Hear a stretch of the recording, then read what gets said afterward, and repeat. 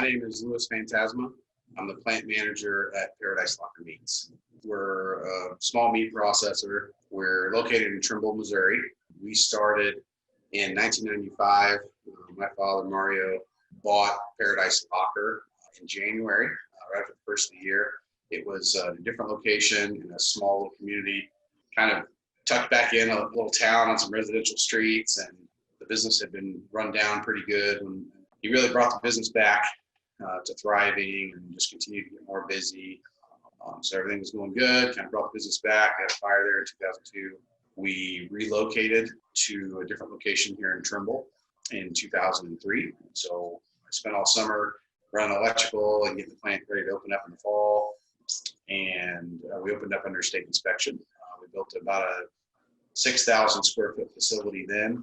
About a year later, we went USDA and started working with a company in New York that was going to market heritage breed pork. So we opened in our location where we're at now, we added a retail store. And so we continued to grow from that moment. Our business was good and things were growing enough, but we had a couple customers that were really taking over the bulk of our production. And so we really wanted to focus more on kind of our own product lines and more on smoked meats and stuff like that. So we doubled the size of our facility then in 2015. So to where now we're sitting a little over 20,000 square foot.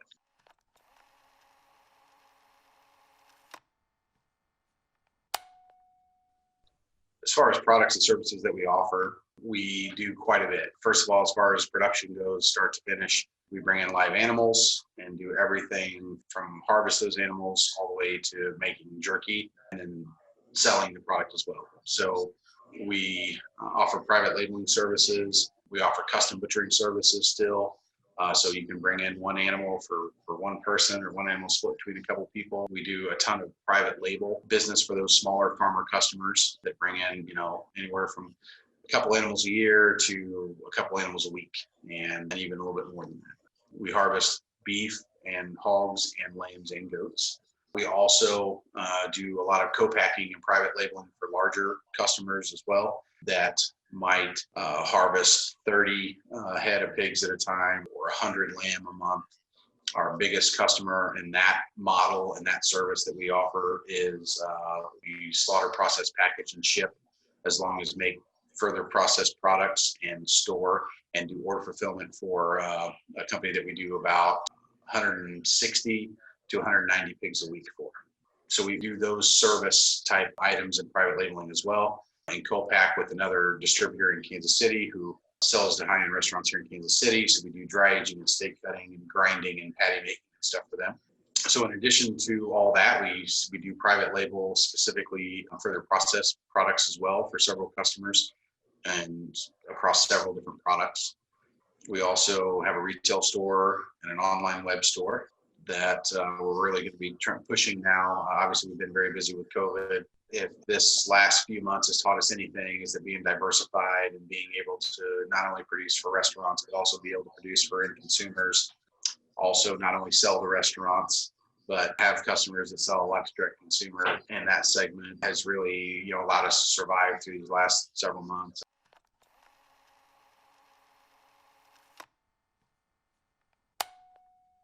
We do a really good job with packaging because we've done so much for wholesale and for food service and shrink bags and bone guard cryovac. I mean, all of our packaging is cryovac. We don't do any paper wrapping or heat shrinking. Everything is cryovac. And so we've gotten pretty good at that, and our packaging holds up really well. And so I think that's one of those things that kind of, sets us apart and allows us to both compete in direct consumer markets as well as food service markets.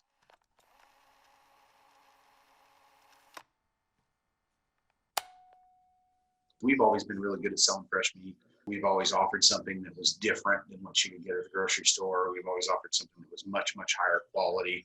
And so that's kind of lent us to people come here looking for fresh meat versus, I think a lot of other processors may be famous for their processed meats. And although we make a lot of really good stuff on that end too, and are becoming more and more known for that, we've always done well with fresh meat.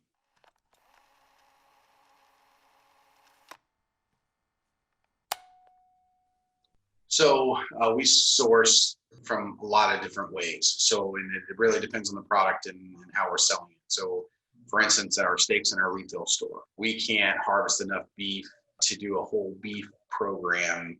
We do buy beef from local farmers. We use that for local ground beef and beef sides and quarters and beef bundles that we sell. For the steaks that we sell in the front, we buy in all box beef for that. We source high quality stuff that's unique, you can't find everywhere, right? And I think that's what makes a difference there. It's typically all raised without hormones or antibiotics. We kind of lean towards that more natural product. As far as our any pork or pork products that we sell in the front retail store, we source all that from local farmers. So we've got a lot of farmer contacts over all the years and doing all the custom processing we've done. We continue to have more and more farmer contacts with co-packing customers, with our private label customers. The farmers we work with are really on the leading edge. They either only raise for us or they raise for us at another specialty program typically. So what we do is we pay a premium to those farmers. That's a predetermined premium. That's a set price that we discuss, a year in advance, basically.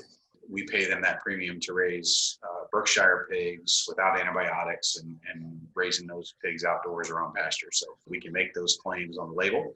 That allows us to sell that pork to guys that are making prosciutto maybe or other higher end markets that are also selling to consumers that are looking for that type of product. They're typically able to charge a higher premium price, and so therefore they're able to pay us a premium. So really we kind of help those smaller farmers. What we get out of it is really great pork.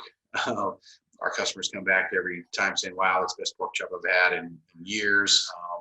And pigs are a little easier to do whole animal wise. So we're able to utilize everything we can on those pigs. We sell all that we can. All the offal is sold. We've started marketing lard and selling now too. So that's been good.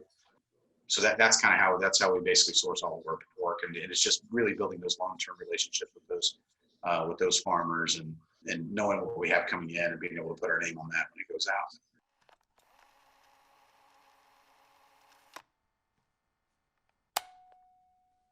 So I think the consumers are really looking for that great eating experience. I think now in the current climate, more and more people are enjoying that experience. So if I have to stay at home and I can't really get out as much as what I was able to before, and I maybe do like to go out to restaurants or whatever, and I already kind of have this great opinion of food, if I can order some really neat food on the internet and some meat that has a story and it's really good quality, then that gets shipped to my house, and then now this is the experience that we're looking forward to. We say all the time that if we can just get our product in people's mouths, then they'll be able to know the difference. We shipped some meat to some friends the other day, and we were joking around that now they were going to be ruined, right? Because when you try specialty products like ours, like a lot of other small processors that really put a lot of love and care into what they're doing, consumers taste the difference in that, right? If you can get past the packaging being a little different than the grocery store, if you can get past buying a steak in cryovac and you actually taste it, then that's the moment I think that you realize that there's a difference. And a lot of people are surprised by that. A lot of people just think meat's meat. They buy the cheapest thing they can and they don't really know any different. So as long as they don't know any different, they're okay doing that. But once they do know the difference, I think that's how you get those people to come back.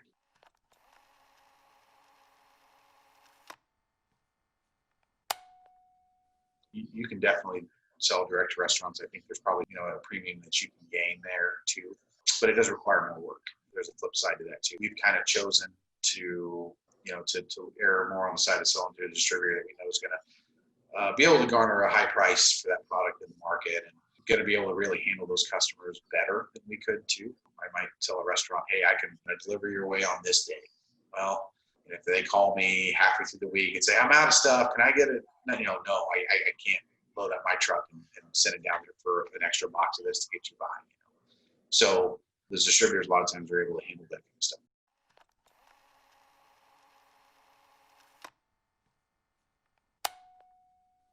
Anybody that's running a facility like mine or a whole lot bigger or a whole lot smaller will say that these last 5 months have been one of the biggest challenges we've ever met.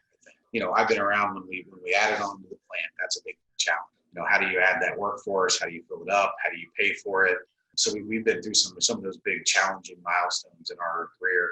I mean, to me, sitting here talking about it, it didn't seem like the last 5 months should have been that, right? It should have been way easier to deal with the, pandemic than it was to launch a new facility, right? Or to open up new production areas.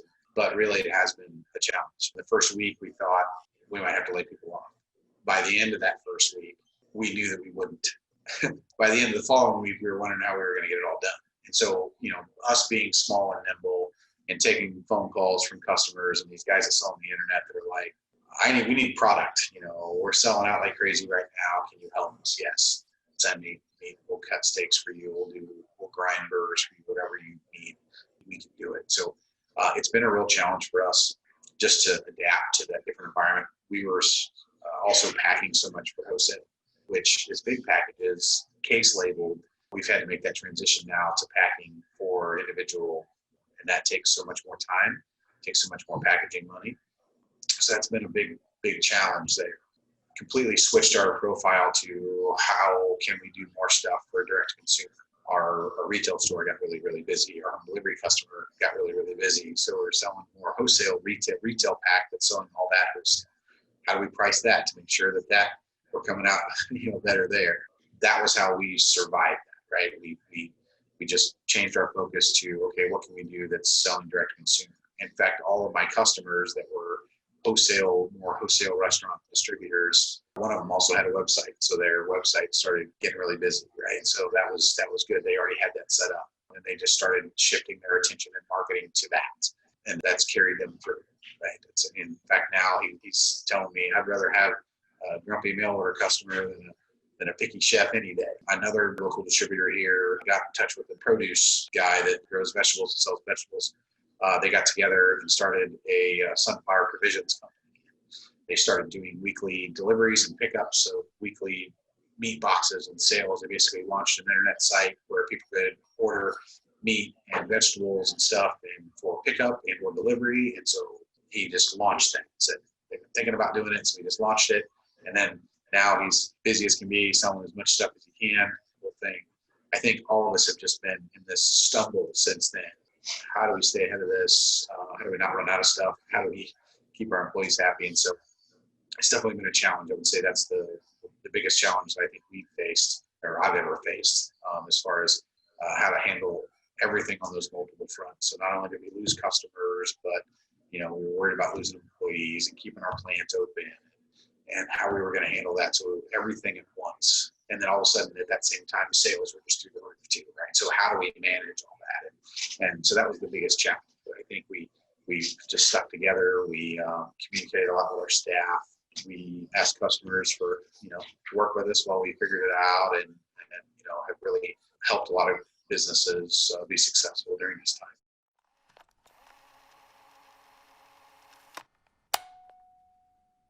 I just think it's going to be a long time before the restaurant model or selling to restaurants is going to be a viable model, particularly with our company. And I don't know if it's the right thing to do. I'm confident that it is, but we're going to focus on selling more direct to consumers now. I think consumers are more and more on Facebook and Instagram. I think so we're going to launch a marketing campaign basically with Facebook and Instagram ads.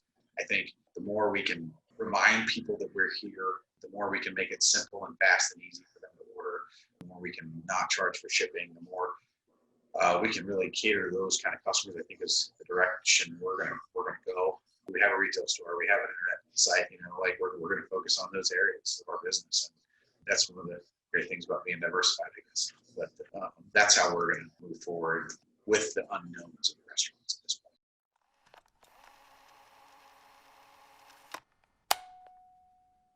What do I wish I would have known when I first started working in the business? I wish I would have known the potential of it, because this has kind of grown to more than we would have ever dreamed. When I was young and first started working in my dad's company, it was never something that I thought could be a high-paying job, never something that I thought could be a way that I could support a family. I also maybe wish I would have known the amount of work that it was going to take, how hard it was going to be. It's not easy at the end of the day. I wish I would have known how much I loved it too.